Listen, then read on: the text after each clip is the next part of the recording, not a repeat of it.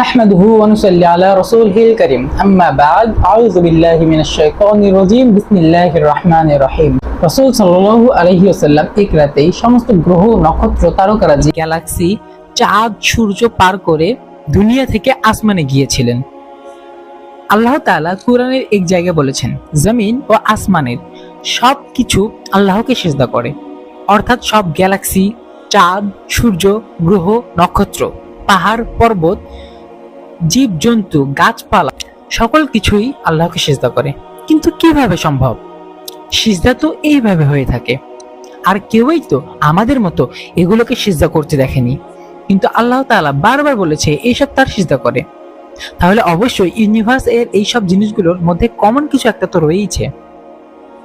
আজ থেকে অনেক বছর পূর্বে মানুষ ভাবতো পৃথিবী সব কিছুর কেন্দ্রবিন্দু, কিন্তু আজ থেকে 400 সাল পূর্বে গ্যালিলিও, যিনি একজন ইটালিয়ান সায়েন্টিস্ট ছিলেন, তিনি একটি ভিন্ন কনসেপ্ট আবিষ্কার করেন। তিনি দুইটি লেন্সকে সারিবদ্ধভাবে রেখে বুঝতে পারলেন যে এভাবে দূরের জিনিসকে কাছে দেখা যায়। যদিও এর আগেও স্বল্প মাত্রায় টেলিস্কোপের ব্যবহার হতো, কিন্তু তা শুধু সেনাবাহিনী এবং সমুদ্রে সফরে ব্যবহার করা হতো। কিন্তু গ্যালিলিও এইটা ব্যবহার করে আকাশকে পর্যবেক্ষণ করেছে, যার ফলে তিনি সূর্য এবং চন্দ্রকে অনেক কাছ থেকে দেখে এবং এসবের মুভমেন্ট ভালোভাবে লক্ষ্য করে একটি কনসেপ্ট আবিষ্কার করেন। 1300 পৃথিবীকে যদি একত্র করা হয় তবে তা একটি জুপিটার বা বৃহস্পতি গ্রহের মতো হয়। তিনি দেখলেন এটি অন্য গ্রহের মতো গ্রহ, কিন্তু এর উপর যে আলো পড়ে তা মাসের বিভিন্ন দিনে পরিবর্তন হচ্ছে। তিনি দেখলেন ভেনাস এবং স্যাটার্ন এরও একই অবস্থা।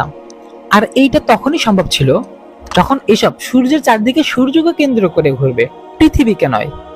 গ্যালিলিও এই কথাটা সবাইকে বলল যে ইউনিভার্স এর কেন্দ্র পৃথিবী নয় বরং সূর্য। কিন্তু এ কথা শুনে ইউরোপের সকল চার্চগুলো তার শত্রু হয়ে যায়, কারণ সে সময়ের পোপরা ভাবত পৃথিবী সকল কিছুর কেন্দ্র।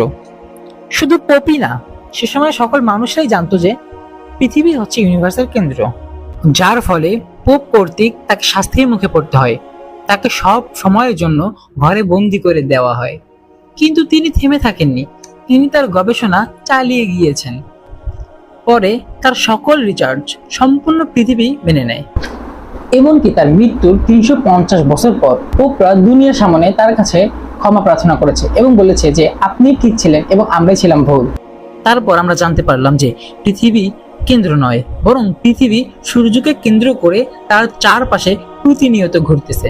কিন্তু এখানে সূর্যও আবার এমন কোনো মহৎ বড় বিষয় নয়, বরং এটি আমাদের মিল্কি ওয়ে গ্যালাক্সির একটি সামান্য নক্ষত্র মাত্র।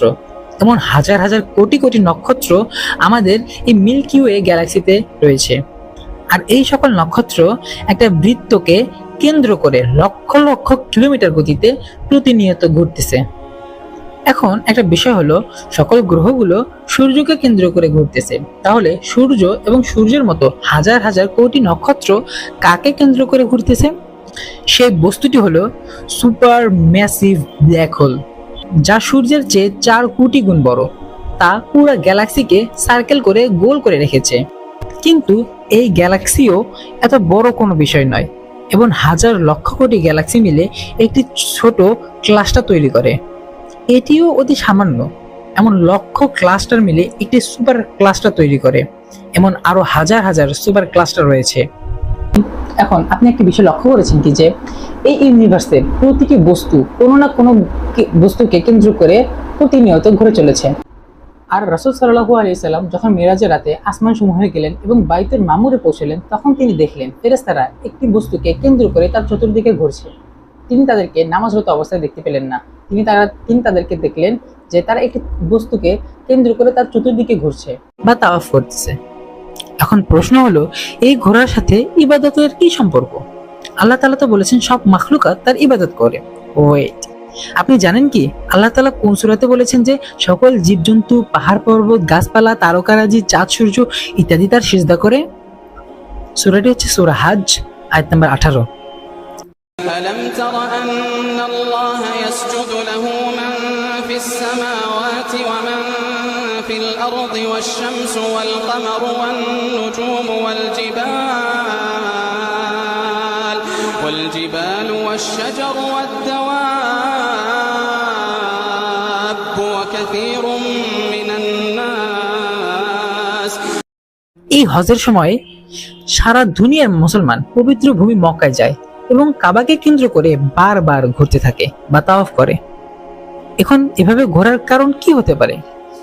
যখন মুসলমানরা এভাবে ঘোরে তখন সে একা ঘোরে না, তার সাথে চাঁদ, তারা, সূর্য, গ্যালাক্সি, ক্লাস্টার ইত্যাদি সব কিছুই ঘুরতে থাকে এবং সবাই একই ইবাদতে মশগুল হয়ে পড়ে।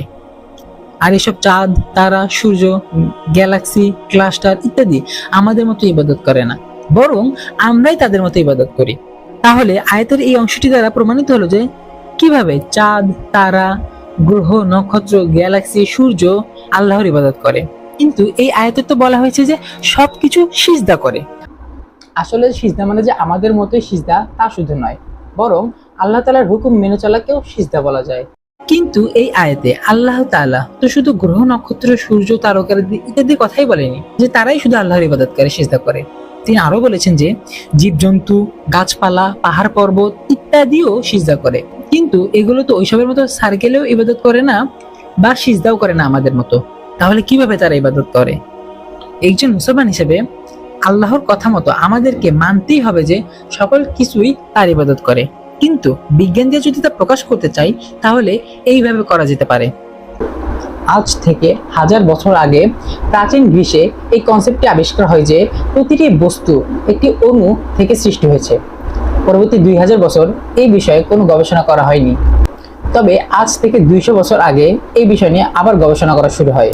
আর বিজ্ঞানীরা এখন বলেন যে অ্যাটম সব থেকে ছোট নয়, বরং এর থেকে ছোট ছোট কণা এর মধ্যে রয়েছে, যেমন ইলেকট্রন, প্রোটন, নিউট্রন ইত্যাদি। প্রোটন আর নিউট্রন অ্যাটমসের কেন্দ্রে থাকে এবং ইলেকট্রন এর চারদিকে ঘুরতে থাকে, অলমোস্ট ওইভাবে যেভাবে সূর্যের চারদিকে গ্রহসমূহ এবং ব্ল্যাক হোল এর চারদিকে হাজার হাজার নক্ষত্রগুলো।